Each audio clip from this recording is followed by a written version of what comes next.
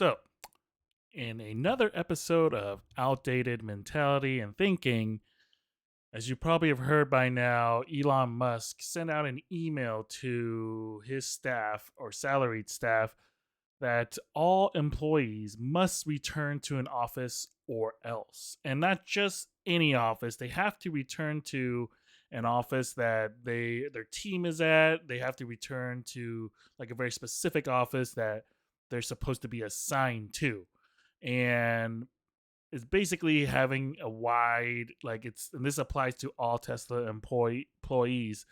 And yeah, this has got a lot of people really pissed off because, well, aside from a lot of his employees just not needing to be in an office to do their job, there's actually not enough space to like even house these people. Because during the pandemic, basically they went on a hiring frenzy because every a lot of people were buying electric cars, and they've always been in a situation where they can like they're constantly on back order. So not only are they building a ton, they're expanding their technologies. So they just hired a ton of people, and but they never bought more space. They're like, well, we don't know when this pandemic is going to end. So probably wasn't a good time to expand their offices. So now you have buildings that can house 5,000 people, but you have 10,000 people returning to it. It's like, crap, what are you gonna do, right? Like, maybe it's not that drastic, but you had an office that housed 5,000, but now maybe you dwindled down to four at one point, but now you're at like 6,000. So now you have 1,000 people who have nowhere to go. And there's not enough, and these parking lots and that these buildings have, they don't necessarily have spaces for everybody either. So it's like, first you're gonna go to the office, have nowhere to park, and you also have nowhere to sit, even if you do find parking. So it's kind of like, what are you gonna do? Just find a couch, start booking up all the meeting rooms, start sitting in the cafeterias or whatever spaces. Is you can't house people like that. Plus, a lot of these buildings also have fire codes. There's a reason why there's a max capacity, which so they're probably hitting that too. And so I feel like Musk is not thinking about this long term.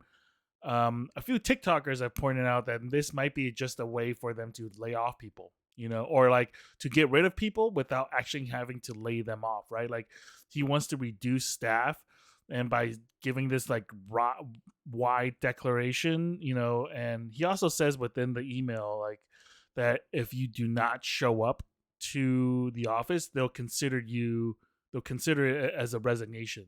So this is basically a way for them to not pay severance to and reduce the overall staffing head in general. So I mean, it's very well possible, because I feel like it's not entirely new for for some places to just where owners or upper management do really crappy, they will purposely instill a really bad policy, have people quit so they don't have to pay severance, and then revert the policy once after people quit, to say oh, they'll just say oh, we didn't really think this through, so we're going to revert the policy, and we're sorry for our big mistake. But in actuality, they knew exactly what they were doing.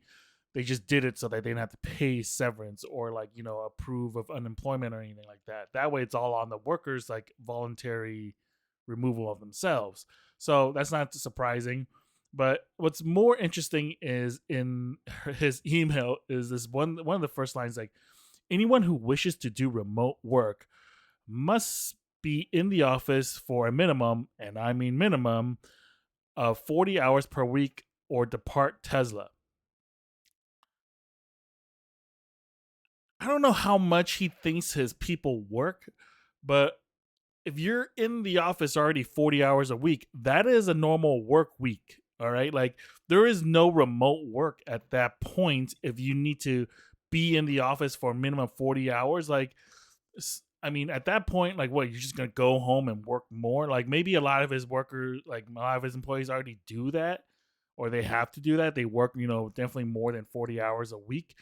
But, like, this idea of like, oh, hey, you have to come here 8 hours every day, and then you go, and then that gives you the privilege of working at home afterwards. Like, what the hell? Like, like, what kind of insanity is that? Like, it's absolutely like like what I don't understand these like mentalities where like these founders, CEOs, and owners have they expect their employees to have the same kind of commitment to the company as they do, especially when they have more stake in it. It's like, I mean, for every dollar like Tesla makes, like Elon Musk makes like significantly more than say the next person. He's the only person, like he's one of the few people in the company where his money works for him. He doesn't work for his money like the way everyone else is. So I feel like this is just a ploy. I mean, I feel like this is two things: ploy to let go of people or like get people removed in terms of headcount, and two, um, maybe it's an ego trip. Like, he's in this position where he's just like, oh, your work. He has this old world mentality. I mean, he made his first millions in the .com boom, and then and he's part of that PayPal mafia. So um, and and as I was googling, or like looking up more articles about this, the Musk also announced today that he's laying off 10% of the work of the Tesla workforce because they overhired, which is not uncommon for a lot of tech companies. Like, they sometimes they overhire because they have so much work that they just need more people, but once the work is done, you don't need those people anymore. So like those kind of higher fire phases come at times, but I think at this point, like I feel like he just looks really bad, in terms of um just doing this kind of craziness. And I think that the funny thing is like there's still so many people who are so pro work in office, even though companies like Twitter, um, Dropbox, like they've gone 100% remote and they're still doing just fine. Like trying to say like office work is significantly more productive than not or than working from home is absolutely ridiculous. Because like, well, first off, like one, you're only comparing 2 years of a pandemic versus what the last 100 years of working in an office. Like, it's not comparable. Not to mention, it's like we've also accustomed our society to work in office buildings, whereas at the beginning of the pandemic, everyone was still freaking out. We didn't know exactly what to do, right? We're still like even companies that have gone 100% remote, they're still trying to figure out what is the best way to work remotely.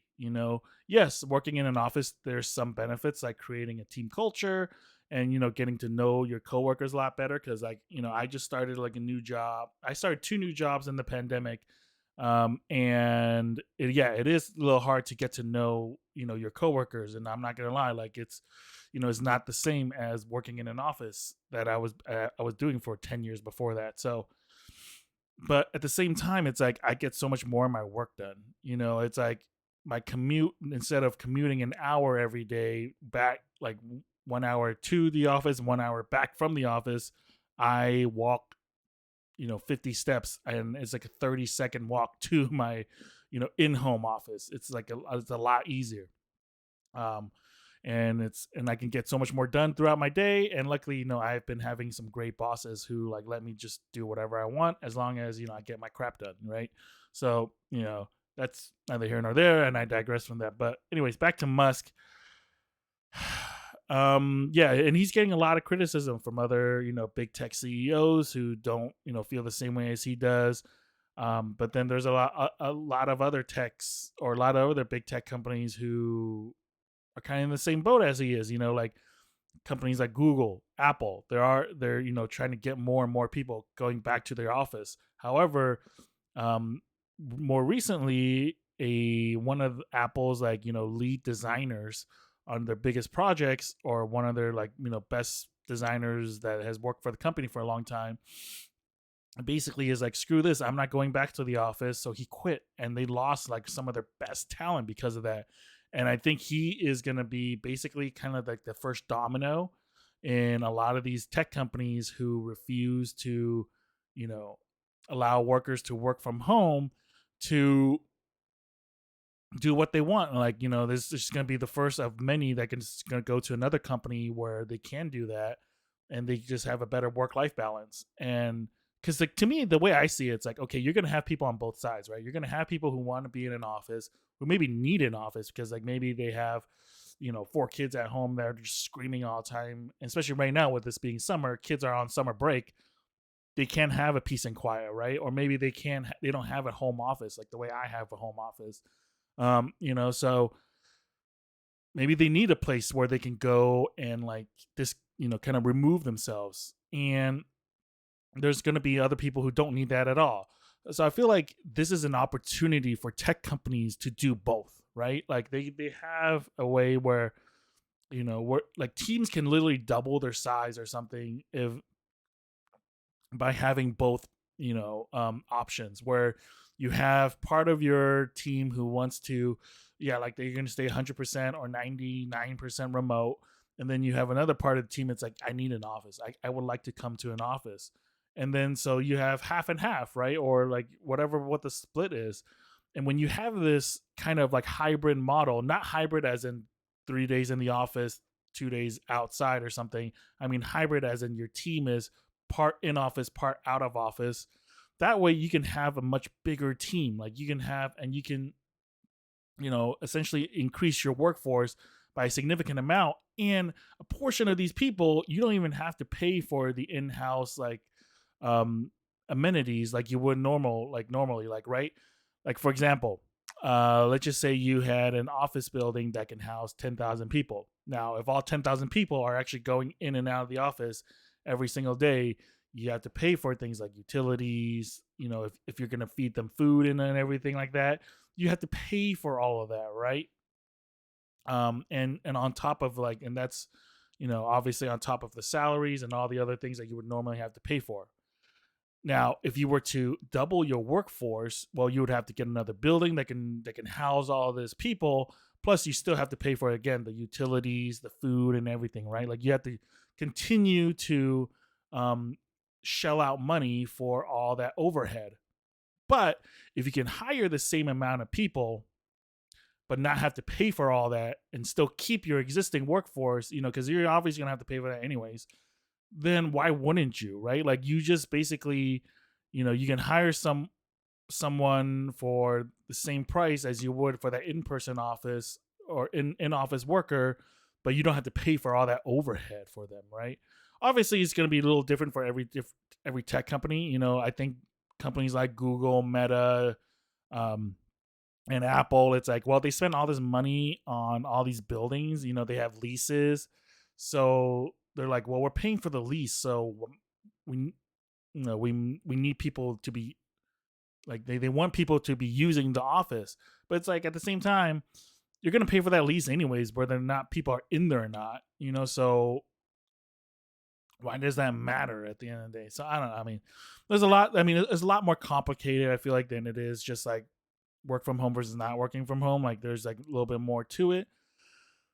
But I think, overall, I feel like, Elon Musk, like, doing this, it's like, dude, how much of your workforce actually needs to be there? Obviously, the people who work in the factories and build the cars, yeah, and work with hardware, yeah, they need to be there, because you can't just take an engine home or something like that, or whatever they're designing. But people doing software, people doing, like, the marketing, people doing HR, like, do they really need to be in office for that stuff? Accounting, your legal stuff, like, does that really need to be in an office? Probably not, as far as I can tell. So I don't know. I think this is, a kind of like not a great move on Elon Musk, but he's also kind of like a weird character, so we'll see how this go moves on, like, in the next few weeks. I mean, arguably this probably blow over in like a month or two, but as of right now, I think a lot of recruiters are like, yes, like, they're gonna get like a huge pool of Tesla employees, just like, hey, like, I'm looking for something else, can you help me? A lot of LinkedIn profiles are going to be like looking for work at this point. So other tech companies are going to be, who are looking for ex Tesla people, are going to have a huge pool viable candidates. So, anyways, that's my take on this. Let me know what you guys think of this in the comments. Like, subscribe, do all that jazz. Have a good day, everybody, and take it easy.